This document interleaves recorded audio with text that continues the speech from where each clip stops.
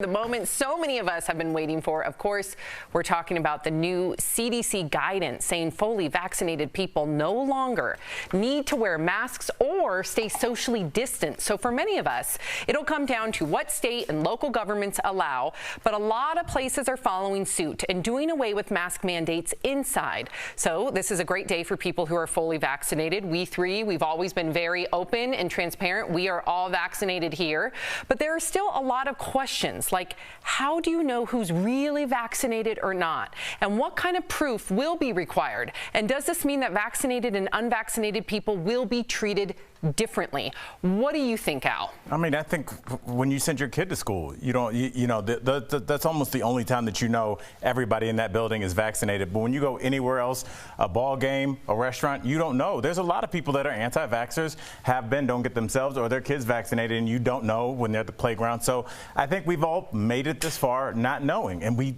you're not going to know unless there's a special handshake that I don't know about, Tori. Well, there's some ideas of and this leads into a very interesting racial question of a wristband, for instance, of hey, I'm wearing a mask, keep my distance, I would rather not get the vaccine, I'm going to wear a green wristband at school or something. And then if you have the vaccine, you get a red. But then it becomes this weird, do you start treating people differently in an odd way, right? Segregating them in a weird way. So I would like to ask before and just trust the answer. I'm not going to look for passports, like I said, but I am going to ask for people at my place, but I'll wear a mask just because I don't know. I'm nervous about all this. Yeah. I really am. I have to be honest. It's not easy. I'm nervous about going into certain places and trusting that if someone's not in a mask, that they are doing it for the better good of the people around them. Right. You know how seriously we all take COVID, but I know that our viewers know it impacted my family severely. Currently, my brother-in-law is still in the ICU. Dr. Kohli, who we're going to bring in a little bit, knows that story very well. So I just want to make sure that people take it as seriously as I do. So it's going to be tough for me to take people's word, but I want to do the same. I want to give people the benefit of the doubt. And ease into it. We'll ease into it. Also, trust your gut, Sam. If you feel nervous or apprehensive, don't go in there. I also have a 1-year-old, right, that I have to protect. It's fine for you to be cautious. All right. So what does the new CDC guidance mean for you? To help answer some of these questions, we are joined by our own medical expert, Dr. Payal Kohli. Yeah. Dr. Kohli! Okay, so hey guys. Hey, so now that you're vaccinated, have you done a group hug yet, or no? That's weird. Do you guys want to Dr. Kohli, but I haven't. Can we, Chris, touch hands or no? Can we touch hands? No, not because of yes, technopolity. Absolutely. Don't do it. Oh, but Dr. Kohli, per technopolity. This is like when your mom and dad tell you two different things. Okay. I'm going with mom.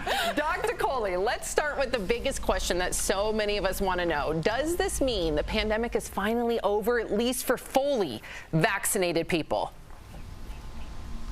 Almost, Sam, almost. We are almost there. So the pandemic is really going to be over for everyone, vaccinated or unvaccinated, when it's over all around the world. It's over in India, it's over in Europe and everywhere else, because that's when we're truly safe. But as you have seen, and we've been talking about, the power of the vaccine is going to allow us to get our lives back to normal. So if anyone ever needed an incentive to get the vaccine, this is it, because as soon as you get it, you get your freedoms back. That's so good to hear. Well, Dr. Kohli, I want to ask just what we were talking about earlier, and Sam said she's a bit nervous about.